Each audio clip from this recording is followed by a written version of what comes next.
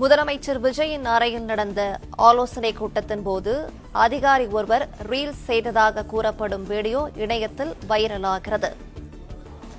சென்னை தலைமை செயலகத்தில் முதலமைச்சர் விஜய் அறையில் நடைபெற்ற ஆலோசனையை ரீல்ஸாக பதிவு செய்த நபர் யார் என்றும், முதலமைச்சர் ஆலோசனையின் போது அதிகாரி ஒருவர் ரீல்ஸ் செய்ததாக பரவும் வீடியோவால் சர்ச்சை எழுந்திருக்கிறது. விவரங்களை செய்தியாளர் ராஜகுமரன் வழங்கிட கேட்கலாம். ராஜகுமரன், இதுகுறித்தான விவரங்கள். தமிழக முதலமைச்சராக ஜோசப் விஜய் பதவியேற்றுக் கொண்ட பிறகு ஒவ்வொரு நாளும் ஏராளமான அமைப்புகளை சார்ந்தவர்கள் தங்களுடைய கோரிக்கைக்காக தலைமைச் செயலகத்திலே முதலமைச்சரை சந்தித்து வருகின்றார்.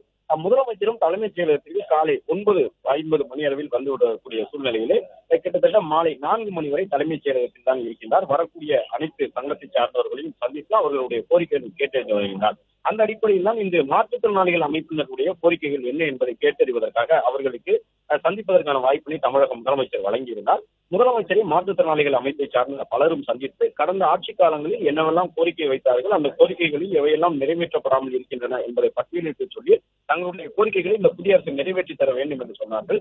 அந்த அடிப்படையில் அதில் பங்கேற்றிருந்த ஒரு அமைப்பை சார்ந்தவர்கள், அதாவது மாற்றுத்திறனுடையவர்களுக்கான அமைப்பை சார்ந்த கூட்டமைப்பினுடைய தலைவர் முதலமைச்சரோடு பேசுவதை, அவருடன் கோரிக்கை வைப்பதை எல்லாம் காணொலியாக பதிவு செய்து தன்னுடைய செல்போனிலே அதை ரீல்ஸாக பதிவிட்டிருந்தார். அவ்வாறு பதிவிட்டவர் ஒரு அரசு அதிகாரி என்பதாக சில சமூக வலைதளங்களில் கருத்துக்களை பதிவிட்டு வந்தார்கள். ஆனால் எந்த ஒரு அரசு அதிகாரியும் முதலமைச்சரோடு மாற்றுத்திறனுடைய அமைப்பை சார்ந்தவர்கள் சந்தித்த வீடியோவை ரீல்ஸாக பதிவிடவில்லை.